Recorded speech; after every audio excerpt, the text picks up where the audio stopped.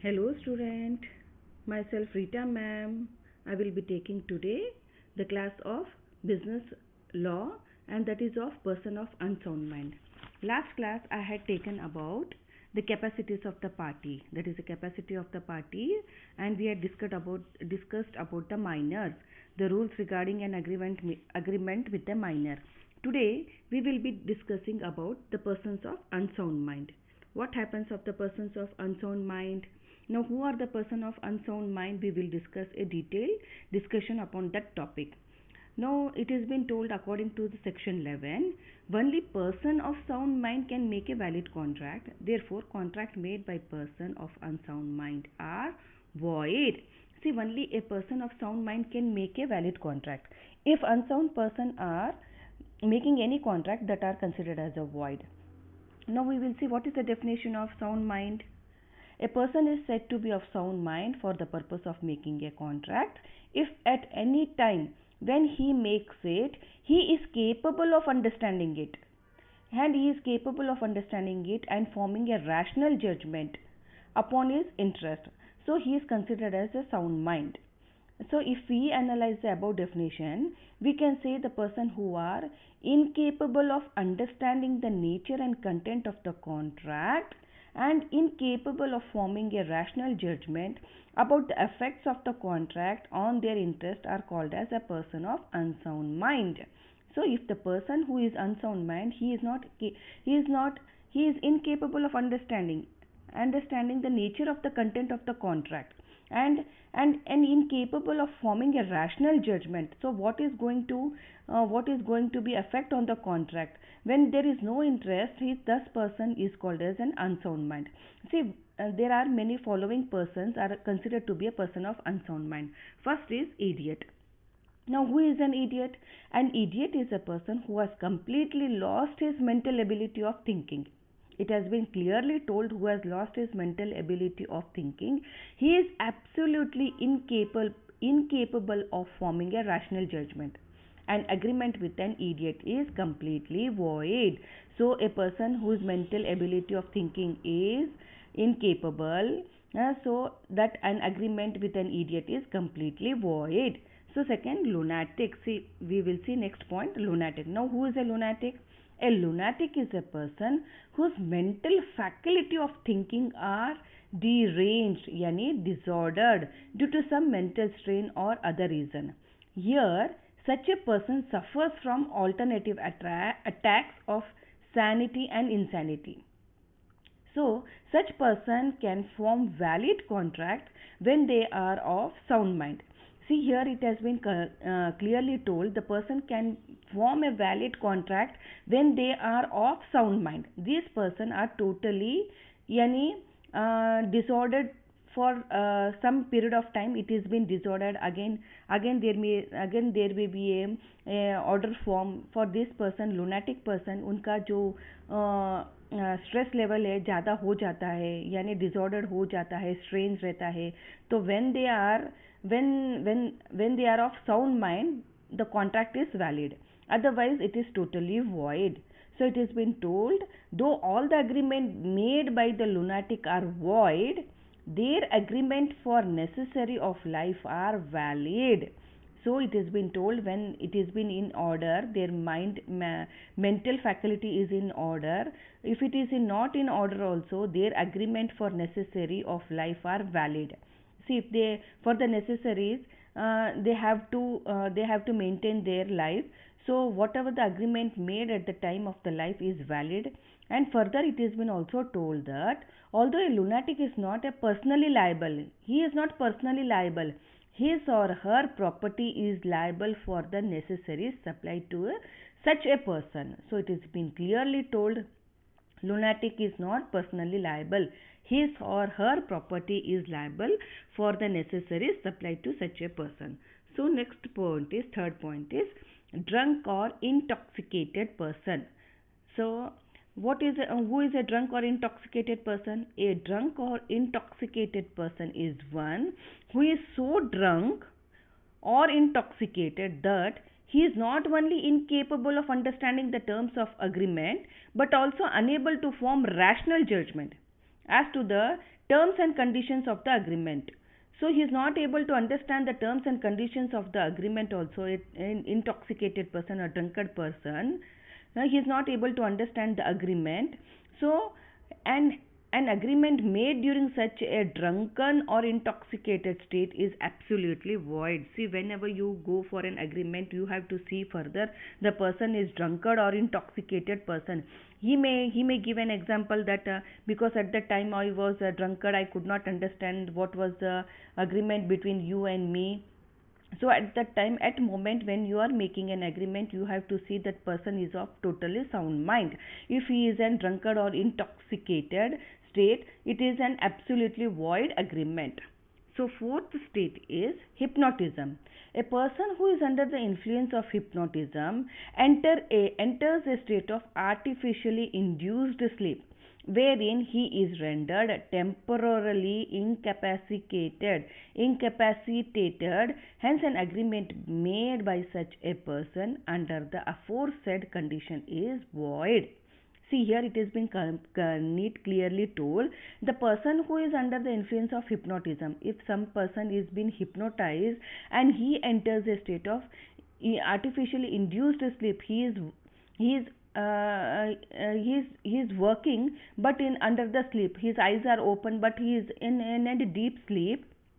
He is an induced sleep. When he makes an agreement made, if he is making an agreement and any person makes such an agreement under aforesaid condition is void.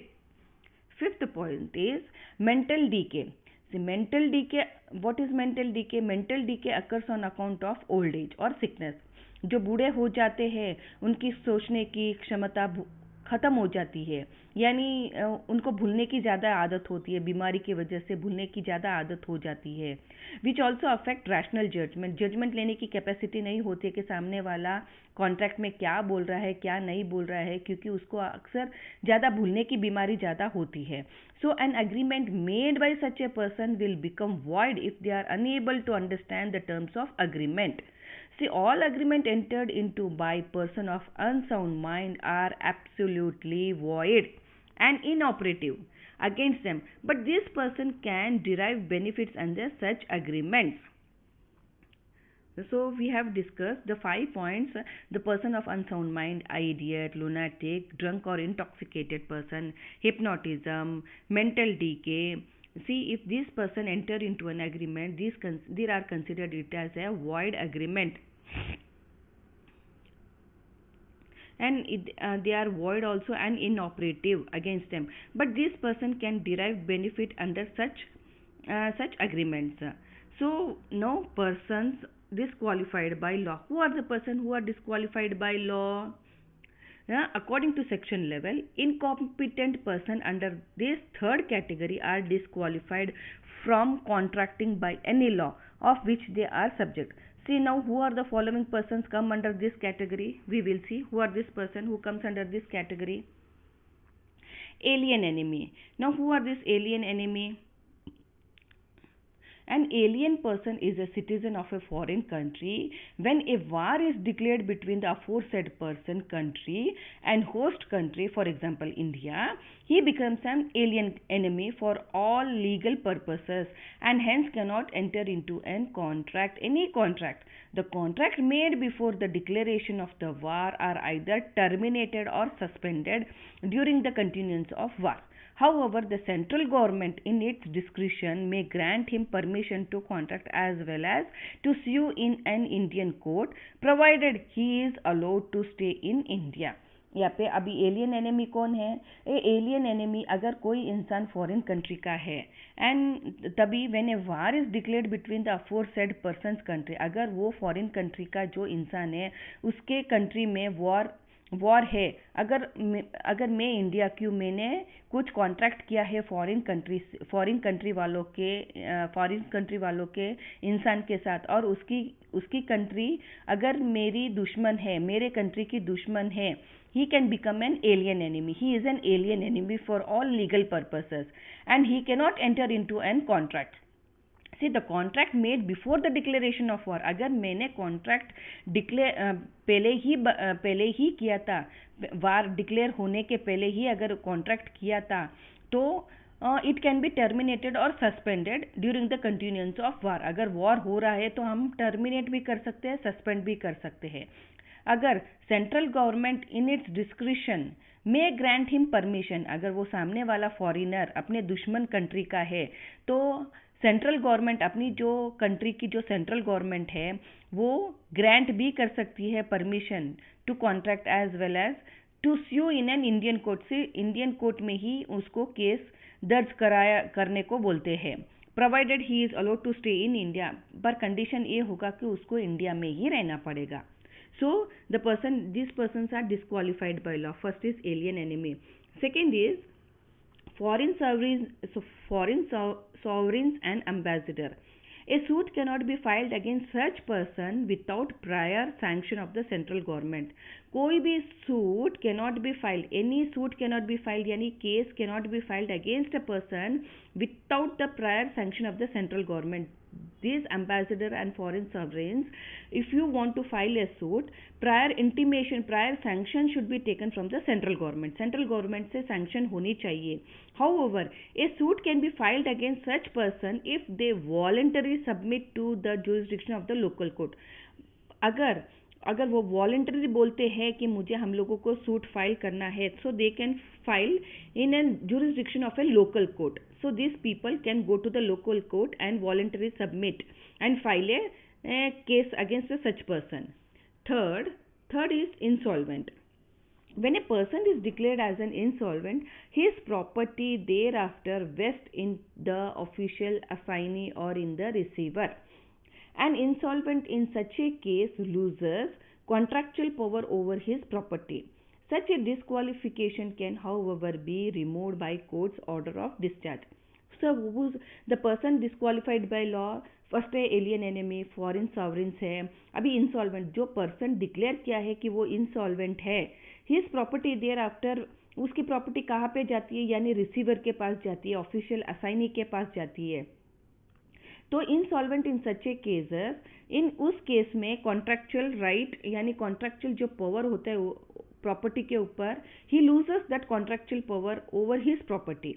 जिस व्यक्ति का insolvent हुआ है, यानी जिस व्यक्ति को दिवालिया घोषित किया गया है, such a disqualification can however be removed, अगर वो disqualification can be removed by court's order of discharge. Court's का ऑर्डर लेना पड़ता है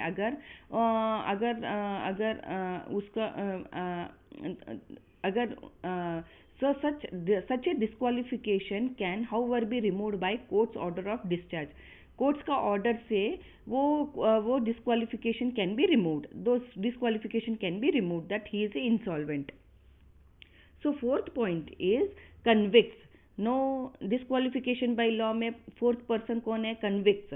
A convict is a person who has been found guilty and convicted of an offense.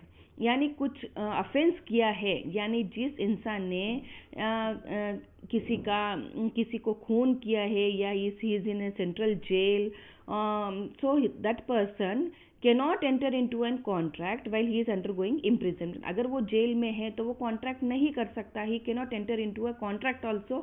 अगर contract किया है तो वो टर्मिनेट भी हो जाता है, सस्पेंड भी हो जाता है.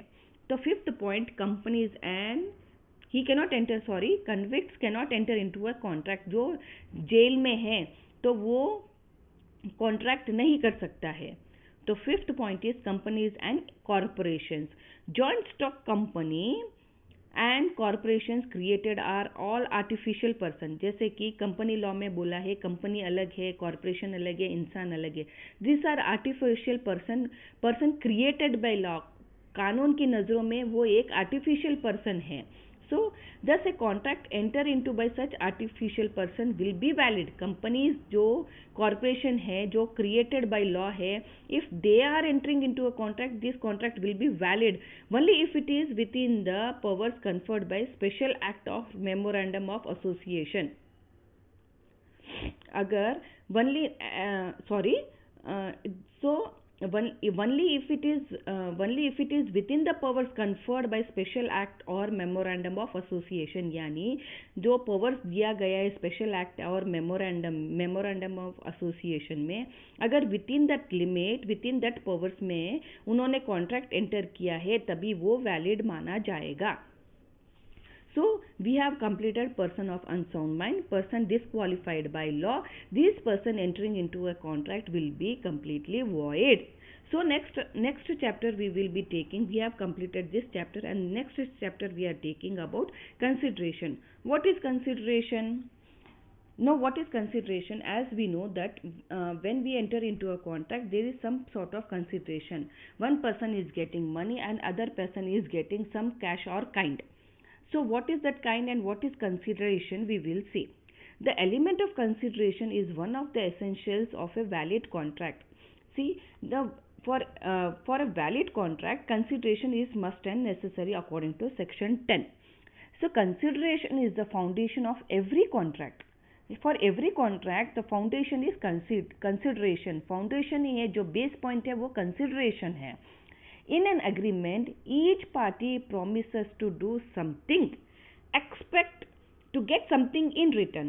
अभी दो पार्टी है तो दो पार्टी में they do something, they want to do something and expect to get something in return. दोनों भी सोचते हैं कि हमको कुछ रिटर्न में मिलना चाहिए. The person who is a party to the contract must get something in return. Now this something in return is called consideration. जो कुछ something in return में मिला है उसको consideration बोलते हैं. So the law does not enforce a promise given for nothing. अगर कुछ दिया ही नहीं है तो कानून की नज़रों में वो कुछ है ही नहीं है, उसको मान्यता नहीं दी जाती है. So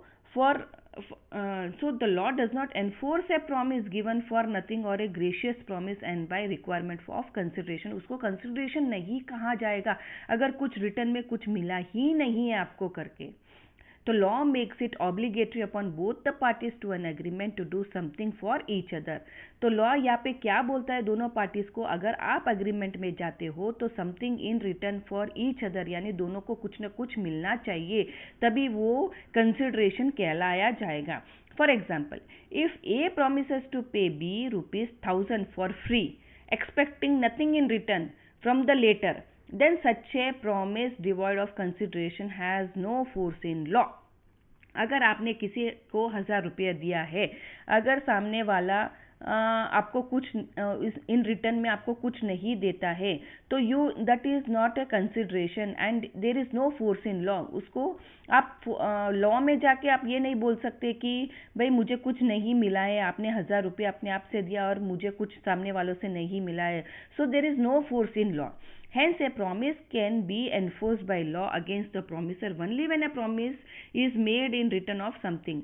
So hence it is already neatly clearly told that a promise can be enforced by law against the promiser. अगर आप promiser है तो only when a promise is made in return of something from the promisee.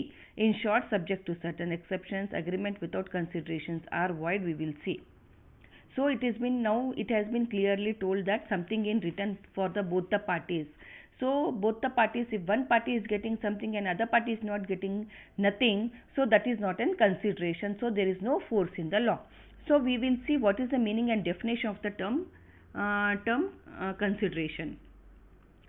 So various aspects of consideration are as follows in simple words. A consideration is quid pro quo, that is something in return.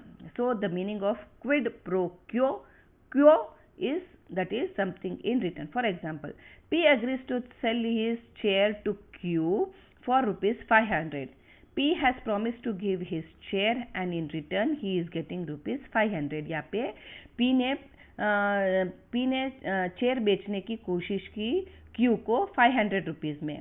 तो P को क्या मिला, chair मिली, और Q को क्या मिला, ₹500 मिला.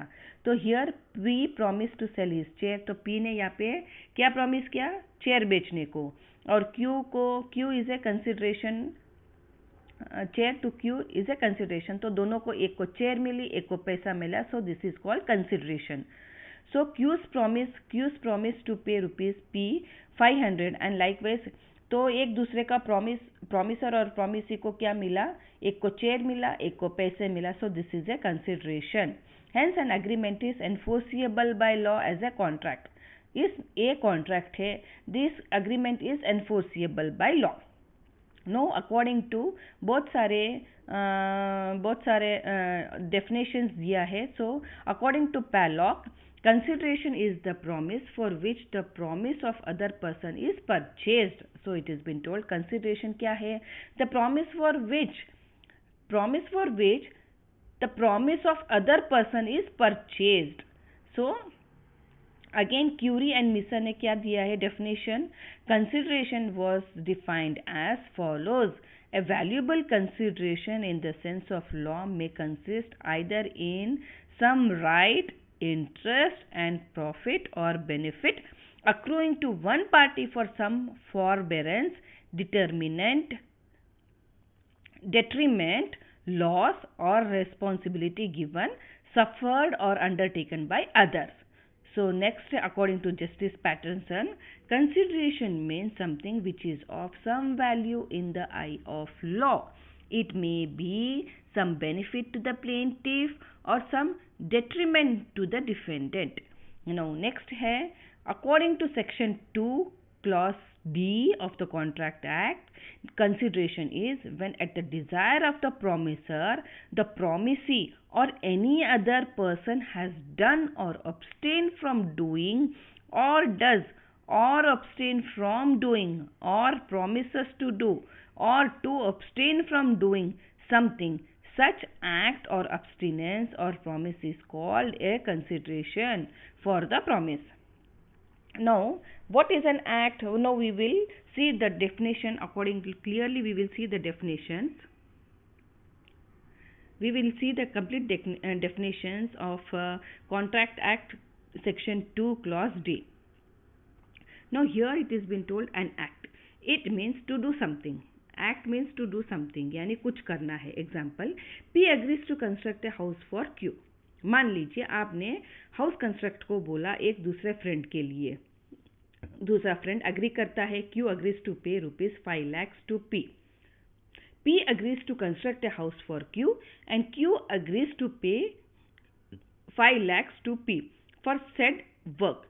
Here P's act to construct the house is the consideration for Q's promise to pay rupees 5 lakh. Since P agrees to do something, the consideration is in this case is an affirmative form. See a affirmative form यानी positive form में एक इंसान बोलता है कि मैं आपको घर बना के दूंगा, आप 5 लाख रुपए ले लेना करके मुझे बना के दे दीजिए. तो दोनों ने प्रॉमिस किया, एक घर बना के देगा, दूसरा पैसा देगा. So there is an affirmative form है. ये अफर्मेटिव यानी पॉजिटिव फॉर्म में है. तो to do something, this is called an consideration. An act, it means to do something. And abstinence, now second we will see what is an abstinence. Similarly, abstaining or refraining from doing something यानी कुछ करना नहीं है, can also form an consideration in a negative form. First वाला था वो positive form में था, और सेकेंड है negative form. So an abstinence यानी नेगेटिव फॉर्म में. So what is that negative form? Here an example is given that a husband agrees to pay maintenance amount to his wife.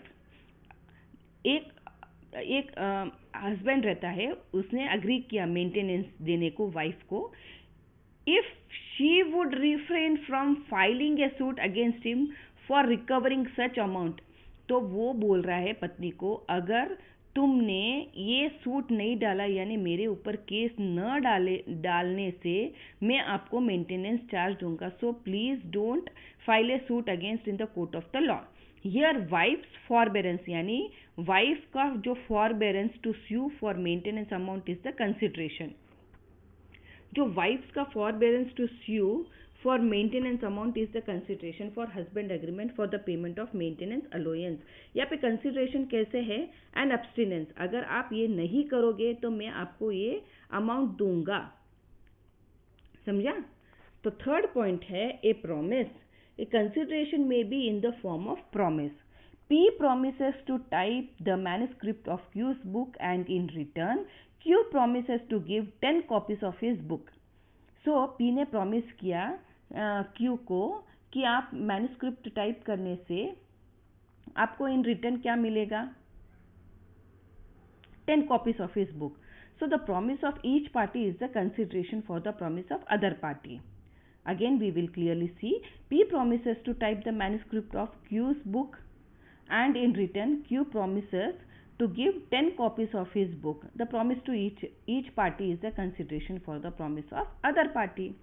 So we have completed what is the meaning and definition of the consideration. Now we will see what are the different kinds of consideration.